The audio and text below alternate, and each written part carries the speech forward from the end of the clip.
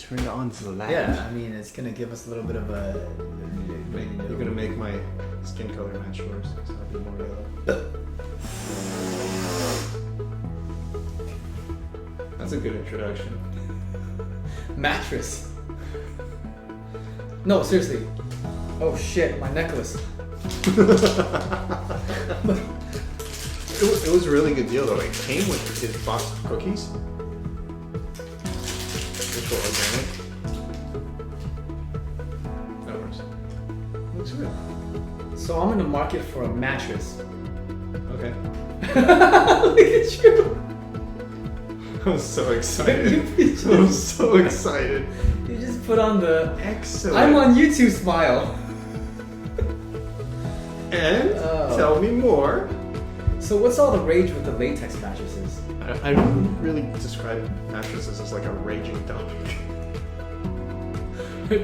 That being said, I did some research when I was buying a mattress like a couple years ago, and long story short, latex is generally considered the best material for a mattress.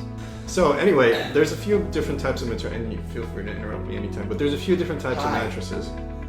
One is obviously coil, but when you have a coil mattress, there's still like difference in the quality of the coils, how long they last, how they're made, how they're individually coiled, and it sounds like marketing buzz, but in the end, it's actually makes a difference. So most coil mattresses, their advantages is that they're cheaper and they have good air circulation because it's just a bunch of metal. The air just goes straight through them. Why are mattresses so expensive? Actually, it's just like college textbooks. It's one of those industries where there's a few. They're called the 3 S's, and I don't know why, but Simmons, Sealy, and maybe one more. I don't know the name of it. So basically, they have like this monopoly, and they just kind of are buddy with each other to the point where they just kind of agree that they'll all make bad quality products for very high prices. And when you can't see what's inside these mattresses, like if you go into one of these stores and you ask the salesman, okay, so what is it made of? They're just gonna say, oh, it's made of. No, they're gonna do this. It's made of great material and. Like, sure, let me cut it up for you and show you what's on the inside. So it turns out like the worst quality material that you can have in a mattress is foam. And latex is a form of foam as well, but it's considered much higher quality. You can have good quality, but generally these brands, they just won't tell you. And then they'll have like these models that are exactly the same as something at a different store. Like, one might be called the Sealy Black, and then another might be called the Sealy Black Restwell. And then they'll say, oh yeah, we'll match any price, but then it's already made in such a way that they'll say, oh, it's not exactly the same model. Look, this one's called exactly the same model. Look, this one's called exactly the same model. Look, this one's called. It's all a conspiracy. The mainstream mattress market is just like really messed up. Okay, this is what I'm confused about. You're saying that the latex beds have 2 parts to it? Usually, latex beds have 2 layers to it.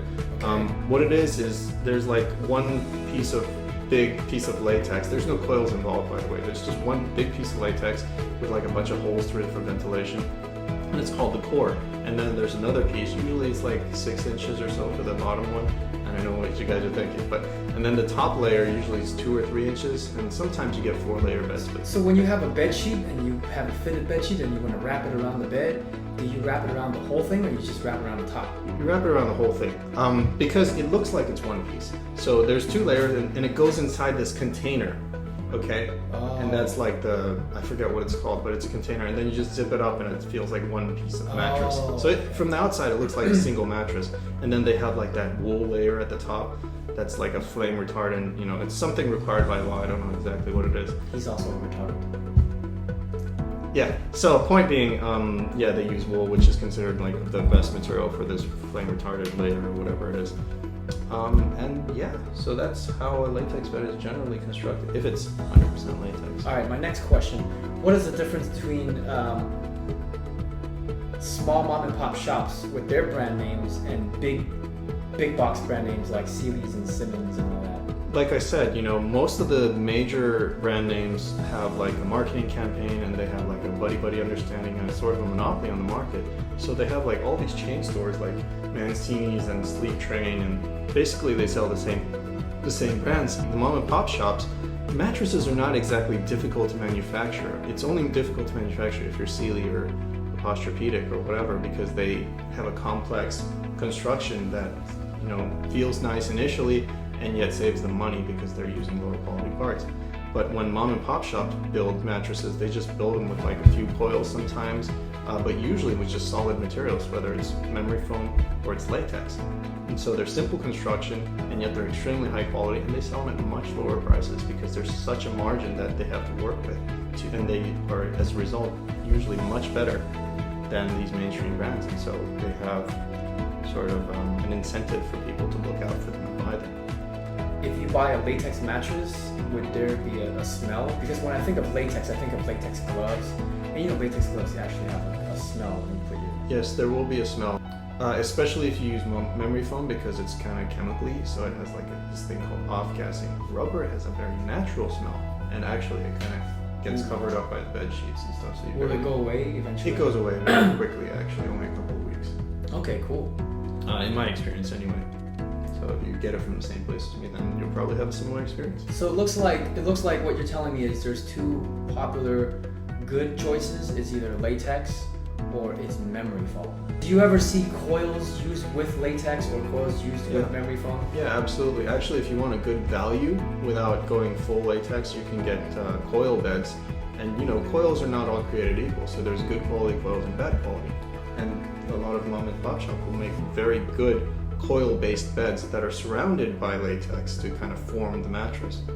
Are you saying all mom and pop shops sell better beds than the big brand names? Yes, in general. Of course, it'll vary between which mom and pop shop, but in general, the mainstream brands sell absolute garbage. Like absolute garbage. Wow. Pretty much. Know that. Yeah, if you actually, after you're finished with one of your mattresses, just cut it open before you're about to throw it away, it'll contain lots of low-density foam, and which is considered like the worst quality material. And after you just compress it for even just a few years, it'll just stop working because you know it'll be all flat and it doesn't re-expand. Whereas latex can last up to about 20 years because even if you compress it, they actually ship them rolled up and compressed, and then when you open it up, just a thump, a thump, a thump, and then just over an hour or two, it'll just come back to its original shape, and it'll keep coming back because rubber has such buoyancy. Buoyancy, I don't know how to say that word. Memory foam versus latex, is there a specific type of person that should be using a specific type, like lower back problems or sleeping on the back, sleeping on the side, or is it just by preference?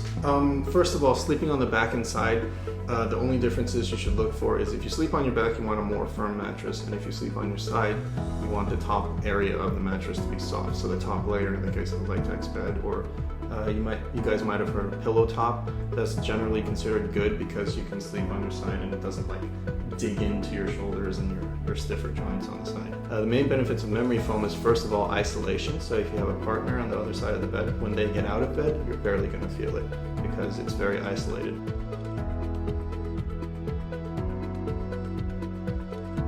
No, mattresses are usually just succulent.